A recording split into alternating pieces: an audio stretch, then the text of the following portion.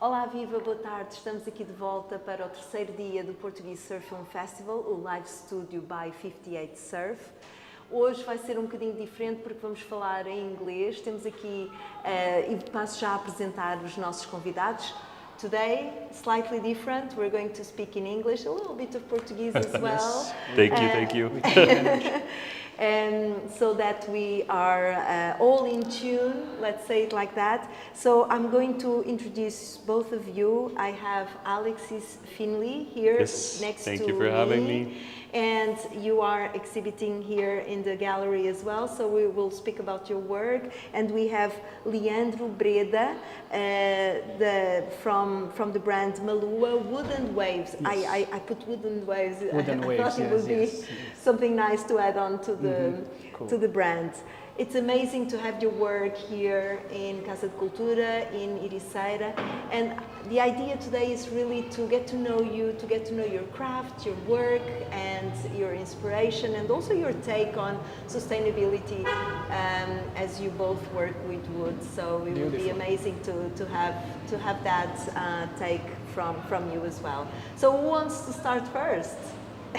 Oh. You want me to go? You can go. All right. Who came from further away? That's a good question. Okay. He deserves. You came from further away? Well, I came from Costa Rica, which is where I live right now, and I've been there for close to 5 years now. And yeah, I'm a woodworker, an artist. I really fell in love with Costa Rica and the surf out there and the culture, and just found myself making art out there for a lot of the local hotels, boutique hotels, and it's been fantastic, and that's kind of led me to, getting my work here and then doing some exhibitions in the US as well. So I'm the kind of person that I feel like insatiable about making things. Like I'm always very busy making anything, whether it's like watercolors or woodwork, furniture, things like that. There's an analogy in the US, I don't have it here, but like a golden retriever, like can't stop doing something, like I just want to keep making things. They love water as well. Yeah, and they love water too, so. So I guess that's a good analogy. Yeah. So Costa Rica is your home? Yes. Does it inspire you to live out there? What do you use from native raw products from out there? Well, the lumber that I use out there, at least I'm from the US, so in the US it'll all be these exotic, very expensive woods, but in Costa Rica it's very inexpensive, but just gorgeous wood. I use mango and teak, malina, guanacaste, pachote, all native trees out there. And then I also try to incorporate in my paintings. I paint on wood panels for the most part, so I try to use kind of recycled material that I can find, leftover materials to build those panels to paint on. So using recycled materials is also a way to reuse what's... Absolutely. So also Absolutely. the sustainability that we spoke from the beginning. Yes. And Leandro, same with you, right? Yeah, pretty much the same. You have these amazing boards that we can see here. Tell us a little bit about your work and the type of materials you use, what inspires you. Okay, yes. Well, I'm a woodworker. I love surfing. When I graduated from woodwork, I just try to combine both worlds and make this as a dream. It's a dream for me. Make surfboard. It's a dream. They are beautiful. They are functional. They work good, and they are sustainable. I used to say my boards today they are 95% less toxic than a normal foam surfboard, which is made from petroleum-based components. And yes, the result is there. I try to put some artwork using wood inlay, market rye. That's the combination. I do surfing art, surfboards, try to put everything together. The main wood I use, it's Paulonia. Paulonia is one Japanese wood, in Japanese called kiri. Similar to the balsa wood, but very, very sustainable, grow very good here in Portugal and Spain, where are my suppliers. They send me to here. I also mix with another kind of wood. In this case, it's walnut. It's walnut, dark walnut, very beautiful as well. And also some wood which I found in the trash. Sometimes I just put them at the surfboard as well. In this case, the tail pad, it's made with wood I found in the trash and very That's rare wood. amazing. Yes, I That's try so to. cool. Yes, I did school in Lisbon, Fundação Ricardo Espírito Santo em Silva, where I learned everything.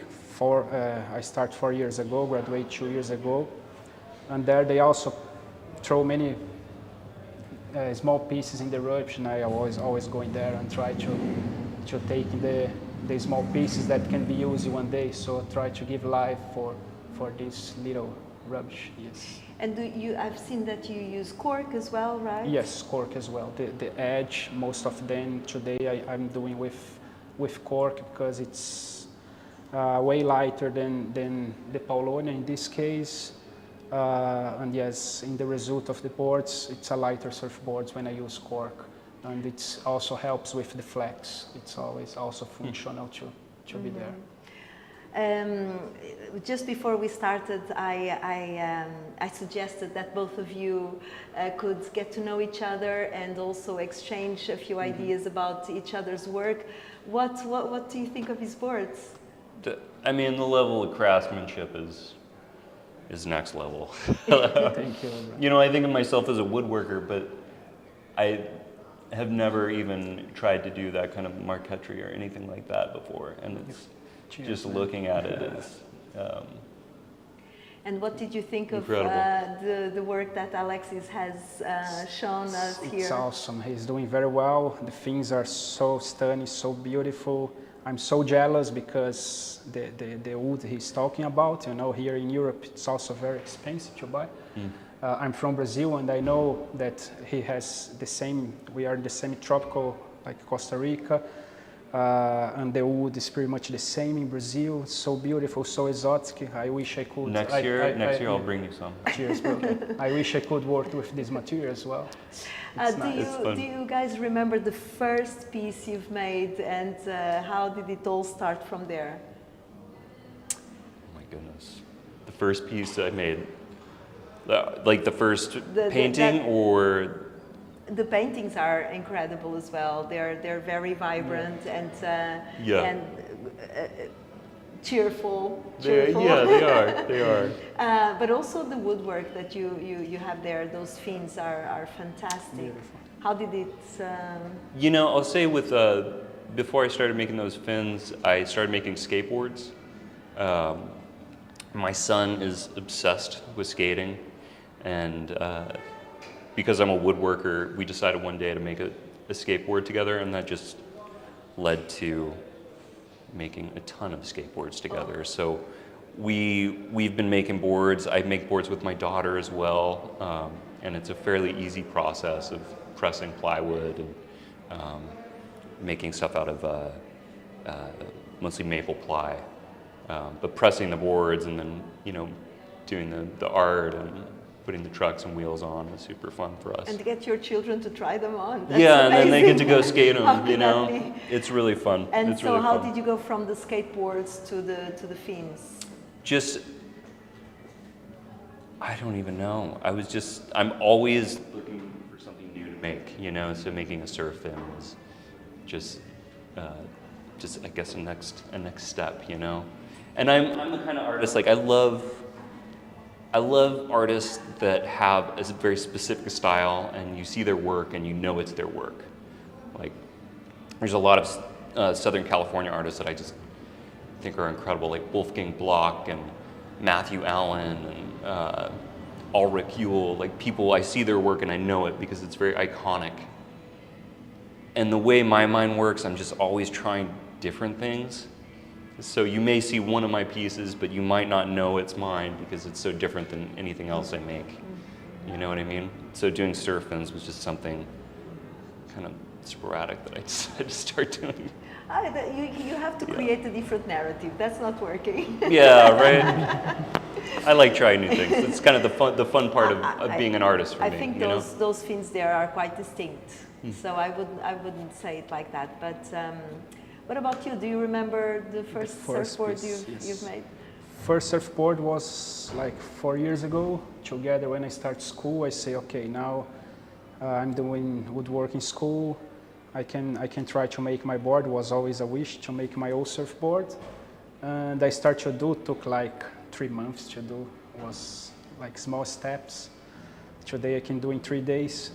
3 days? But, yes. But You can make one of these in 3 days? Not the glassing, but the wood, yes. Wow. Can be done in 3 days, yes. That's incredible. And when I did, I was so afraid. I wish the board works. I wish it could be beautiful. And I did a longboard, and I know. And first day surfing was just amazing. Was here in Matador, good waves, pumping swell. I was so happy, so stoked to surf my old surfboard. And then Was it a longboard? was a longboard, and I Alright. know. And people were looking and saying, "Oh, it's so beautiful, it's so gorgeous. Keep doing." And then, yes, keep doing, prototyping some other models, and yes, here we are. What's your perspective to grow your brand? I love the art I do. I love to do the art. So if I can find clients which love the art as well, when they do less board with more art, would be the ideal for me. But also to do just standard boards out of wood. I also give workshop where I teach people to make. I give the opportunity to people to make his own surfboard. You know, they can go, they can work, use hands-on, and craft themselves. You know, this is also a thing which I can spread the voice of wooden surfboards. That can be also an option. You know, we have too much trash now. We broke so many boards. People break so many boards, and this you cannot recycle the material, PU or epoxy. You cannot recycle. You cannot burn. It's a dead material, and I want to put my brain, put the boards, not just my brain, but everyone which is doing this. It's like it's also an option, and it can be functional, it can be beautiful, and I think this connection it's what I'm looking for, you know, like to have. So a very sustainable growth. Yes. Also. And what about you? Well, how do you see your work evolving more, and is it something you want to do, to have a mainstream? Obviously not, but how do you see your brand growing and your work, your portfolio growing? I have been just applying to whatever I can as far as getting my work out there. I'm doing an exhibition called Art San Diego in November. So I'm working on the art in Encinitas right now at a workshop there, but I'll have, I think, 4 different paintings, some surf fins, some skateboards, things like that.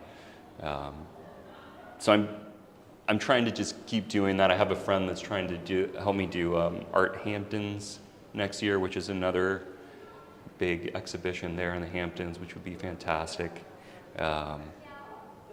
So little things like that, also you know.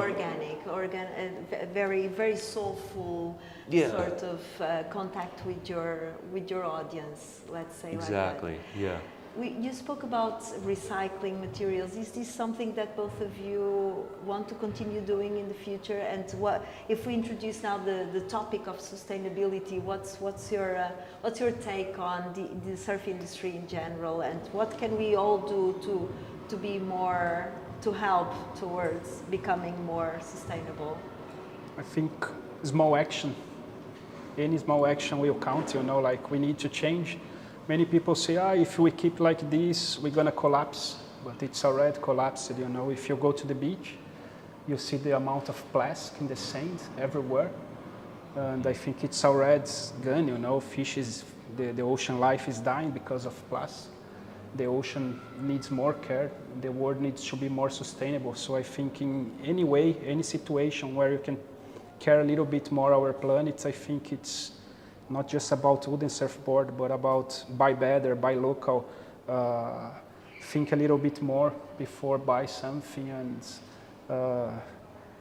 take a trash. I think a friend of mine once told, if you see one rubbish at the beach and you didn't catch that rubbish, you were also responsible for this, you know, because we need to care. If the other don't has education to bring home the rubbish, we need to go there and take 3 for the sea. And we used to say this, every surf, everyone should learn this, you know. You live in the ocean, take the rubbish, put in the bag, put in the car, after throw away. I think small action count.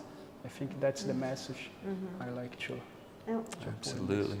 What about you? What's your message for really the surf industry and for all us to help towards the solution? I think that's such an important question. I think people just need to get involved in their communities, you know. Where I live in Costa Rica, it's a beautiful area where the whole ocean front is protective. So we have this 200-meter mark there's no buildings and it's just forest. So when you go down to the beach, you go down these beautiful little trails to get to the ocean. And it's gorgeous, but it's also at risk of just getting destroyed right now with developers, with people not having the right septic set up, people having dogs on the beach. You know, any given day you go on the beach and there's hundreds of dogs running around, you know, and that has a big impact. For me, like, I work with a couple different local organizations. My son and I volunteer with a water quality association, so we go do turtle monitoring because there's sea turtles there.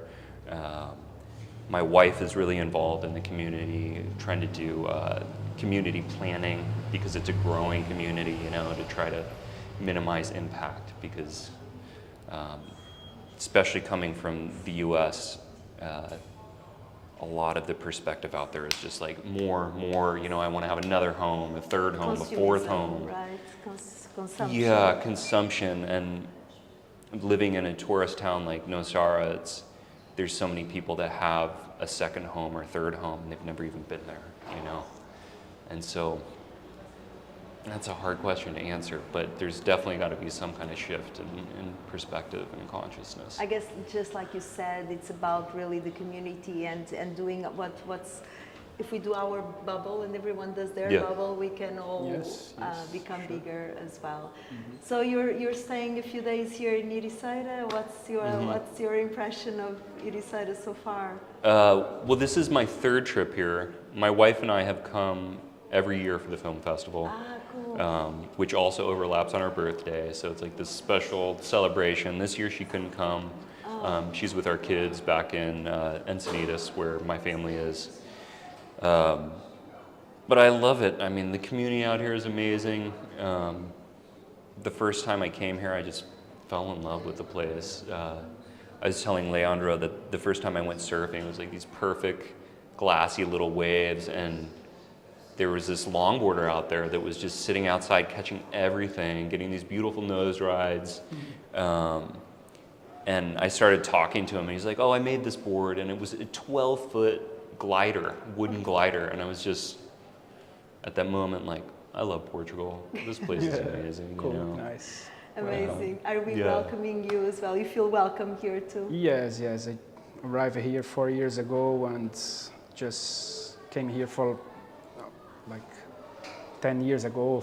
First time I was here in holidays, and one day I say, okay, that's the place to be. That's the place I wanna live. I have my wife and 2 kids. They are so happy here. Everyone happy. The environment, everything, make us happy. Yes. Amazing. We do love here. Well, congratulations, both of you, on your amazing work. It's really an honor to be able to feature your work, and I'll see you guys around. Thank you so much. Yeah, Thanks for coming. Thank you, Susan. And that's it for us. We will be back tomorrow, back at the 58 Surf shop. Thank you.